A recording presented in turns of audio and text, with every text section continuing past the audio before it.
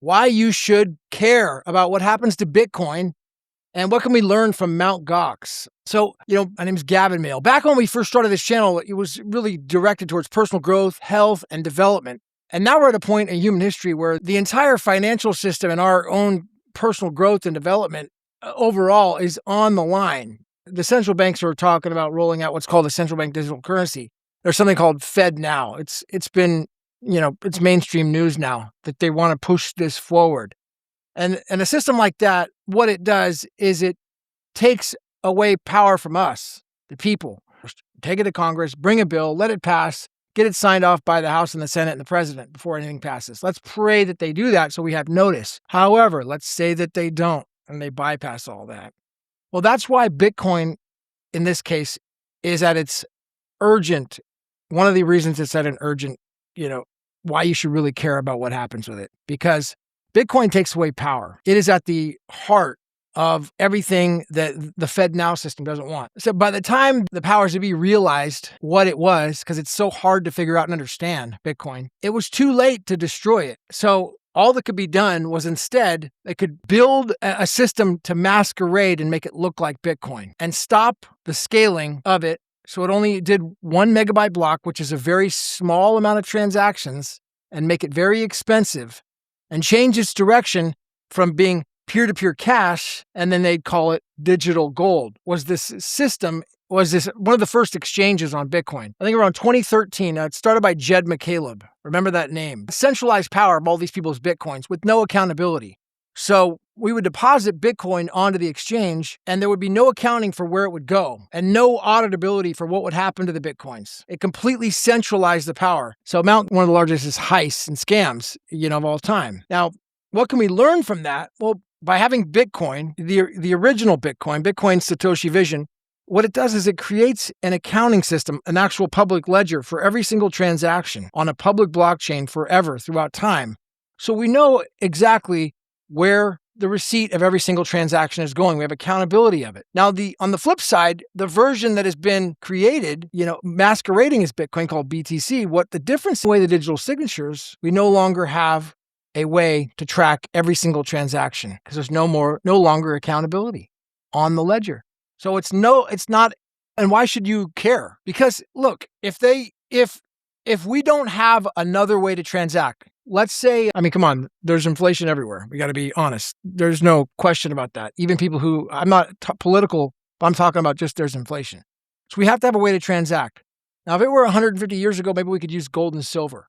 How are we going to transact in gold and silver, even though it's the only lawful currency in the United States, at great distances, other than in person? That's going to be tough, So while it makes sense for local communities, how are we going to transact at distances past that?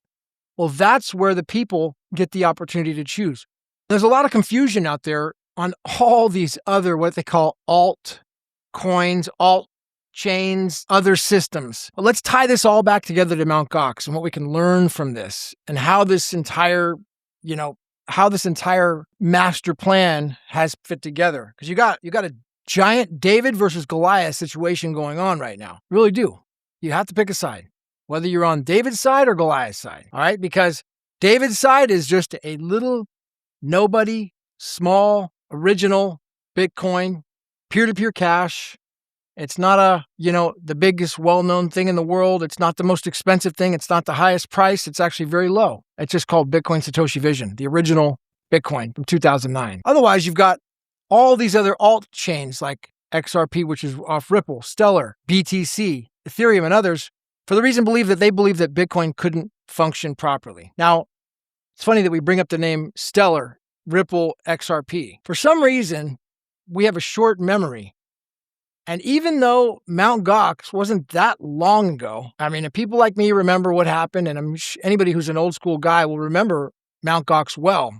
And all it takes is going on Wikipedia to read about it yourself. Who started Stellar, which is off of Ripple and XRP? Jed McCaleb? Interesting. Same guy. What about the accountability part? Remember how Mt. Gox had no accountability? The purpose that they were centralizing all the assets? Now, in his defense, he may be I'm not accusing him, but they still were centralizing all the assets.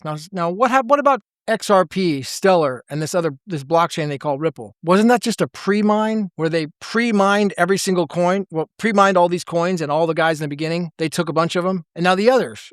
Is there accountability? Can we track exactly every single transaction that's going on? We're able to track and see how many transactions they're doing and have a public ledger? No, I don't believe so. I don't believe there's no accountability. There's no actual true public digital ledger where we can always have a permanent receipt for our transactions on Ripple. So what can we learn as history repeats itself? I mean, looks like the same guy that started Mt. Gox has now started this other thing. All right. And I'm not a chart guy, a price or trading guy. So you need to look at trading people and price and speculation and all that. Talk to somebody else about that because that's not me. But when it comes to the actual infrastructure, the fundamentals, and like the building of these organizations, I can understand that.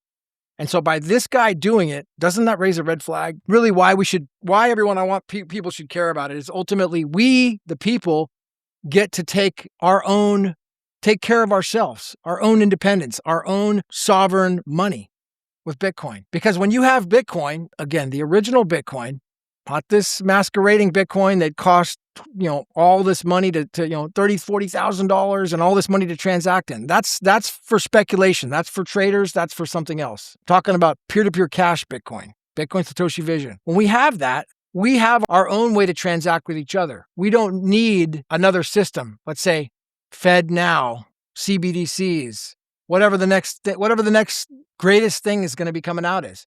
And I'm not saying there isn't other ways to do it. Gold, silver, and other ways to have assets. I mean, absolutely.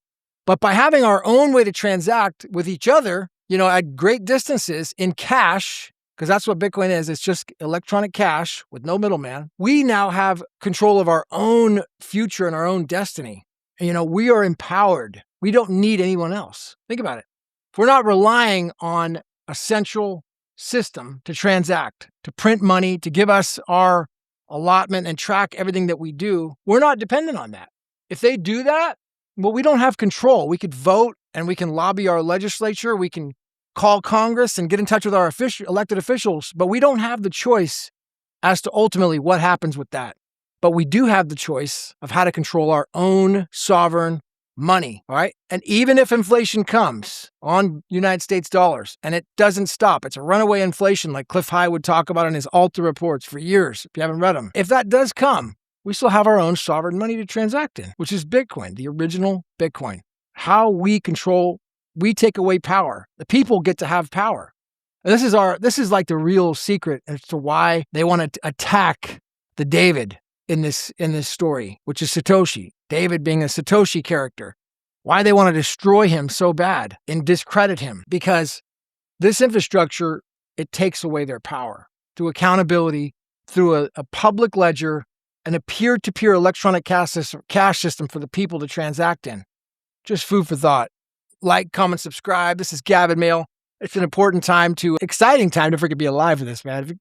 People who get their head around this Bitcoin, the very few people who will, because of the entire charade, the masquerade that's been created about this cryptocurrency industry and the distractions, the Jed McCalebs of the world. I don't know him. I'm sure he's a nice guy, but he's sitting with over $1 billion in the Ripple Foundation. And God rest him. God bless him. I hope it works well for him.